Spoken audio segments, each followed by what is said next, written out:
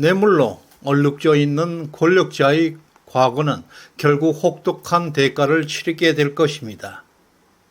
한동훈, 이원석이 자리했던 바로 그곳은 권력자의 부패 비리로 가득 차 있었습니다.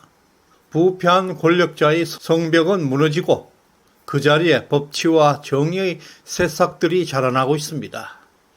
이들은 문재인과 함께 반드시 심판받아야 할 것입니다.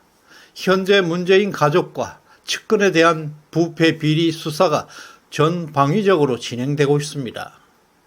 지금부터 심판의 시간입니다. 문재인의 구속은 초읽기에 들어가 있고 완전한 심판이 있을 것입니다. 문재인이 중진공 이사장 자리를 이상직 전 의원에게 제공했습니다. 그 대가로 2억 2,300만 원의 뇌물을 받았다는 혐의가 영장에 명시되고 있습니다. 대통령직을 이용해서 국가 관직을 팔아서 자신의 이익을 챙긴 매간매직의 부패 행위를 지금 검찰이 수사 중에 있습니다.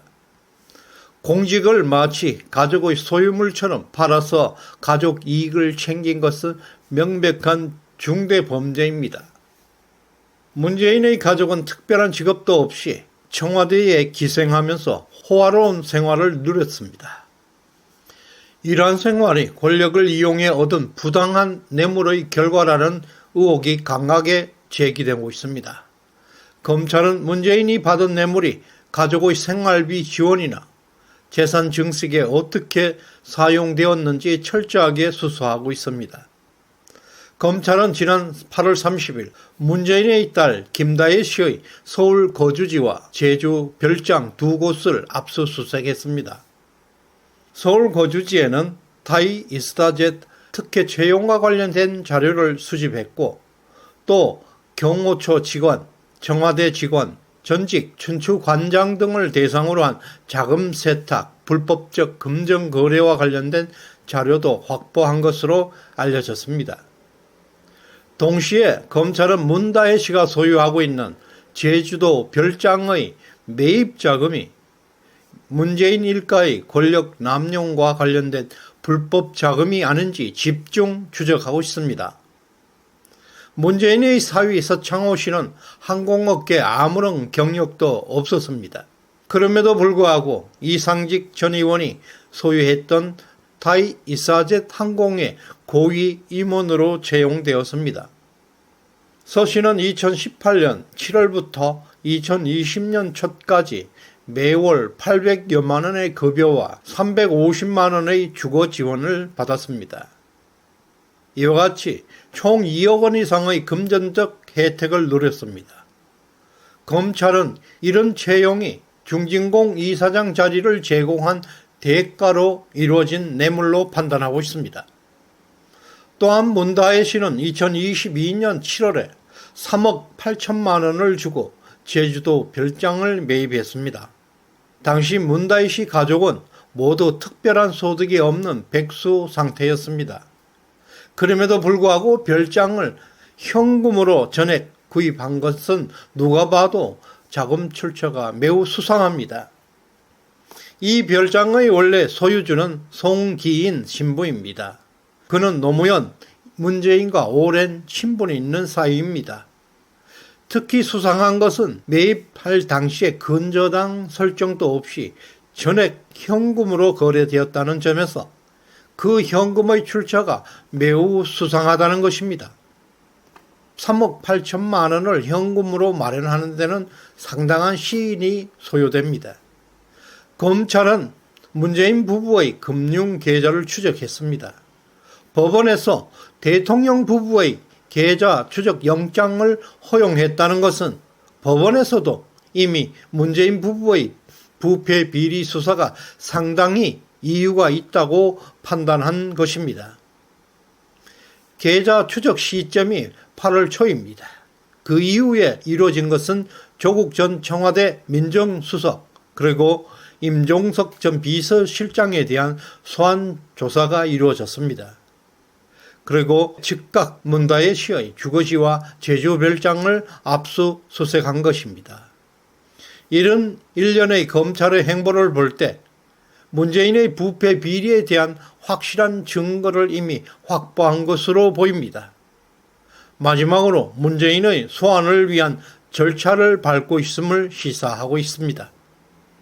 문재인 부부의 금융거래 내역을 추적한 결과 문다혜씨 자금 출처와 연계된 정황을 확보했다는 점은 그들의 부패 행위가 매우 심각한 수준이라는 것을 보여주고 있습니다. 문재인 정부 시절 청와대 참모진은 이상직 전 의원의 중진공 이사장 임명과 관련해서 부적격 보고를 받았음에도 불구하고 임명을 강행했습니다.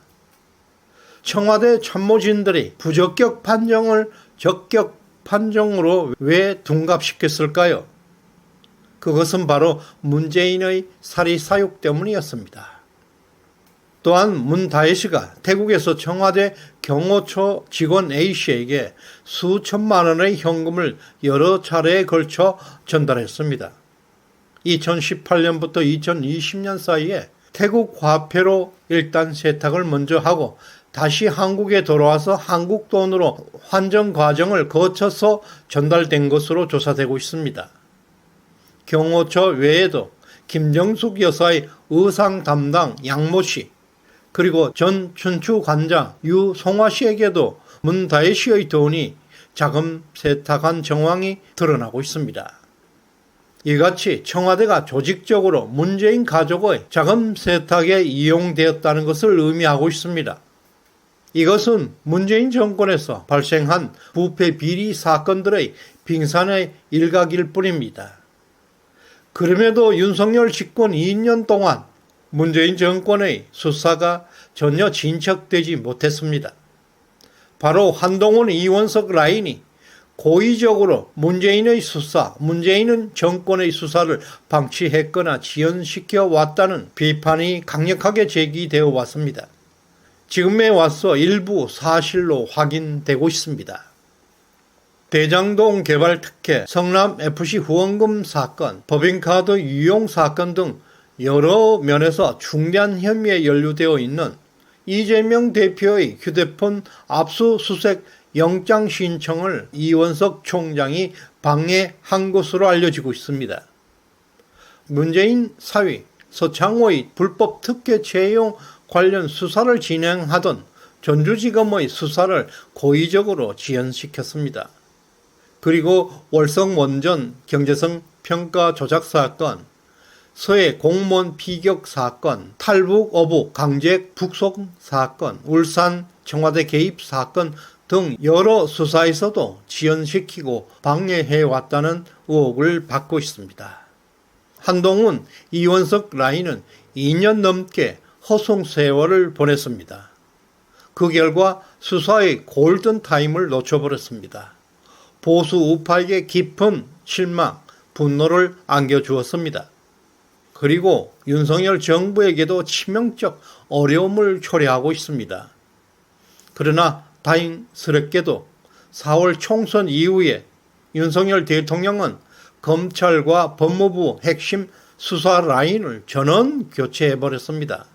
늦었지만 적폐 사건의 수사가 그 이후에 급물살을 타기 시작했습니다. 우선적으로 문재인 가족 비리로 제기된 검찰의 수사는 송철호 울산시장 선거 개입 사건, 서해 공무원 피격 및 강제 북송 사건, 통계 조작 사건, 월성원전 경제성 조작 사건, 판문점 USB 간첩 사건 등으로 확대되어 나가고 있습니다. 이런 모든 사건들은 문재인 청와대 권력이 개입되어 있습니다. 대대적인 구속 사태를 예고하고 있습니다. 현재 문재인의 사위 서창호의 불법 특혜 채용과 관련해서 모든 피의자들은 검찰 수사를 무력화하기 위해 사전에 모두 짜고 침묵하는 것으로 알려졌습니다. 서창호, 이상직, 청와대 행정관, 조국, 임종석 등등 모두가 묵비권을 행사한 것으로 알려졌습니다. 그리고 곧 문다혜, 문재인도 소환이 임박하고 있습니다. 이들 역시 묵비권을 행사할 것으로 예상되고 있습니다. 그러나 이에 대비해서 검찰은 공판 전 증거 보존 제도를 통해서 핵심 증거를 사전에 법정에서 확보하여서 묵비권을 무력화할 계획이라고 합니다. 그 이외에도 현재 문재인 정권에서 발생한 6대 적폐 수사가 본격화되고 있습니다. 문재인은 여러 사건에서 주범입니다. 문재인의 구속이 임박했다는 것이 법조계의 중론입니다. 국민들은 상상을 초월한 범죄 집단이 어떻게 심판을 받는지 똑똑히 지금 지켜보고 있습니다. 타락한 한국 정치는 오직 강력한 법치로만 회복될 수 있습니다. 시정연에 후원해 주신 허경희님, 인은수님 진심으로 감사드립니다. 구독, 좋아요 꼭 눌러주시길 바랍니다. 고맙습니다.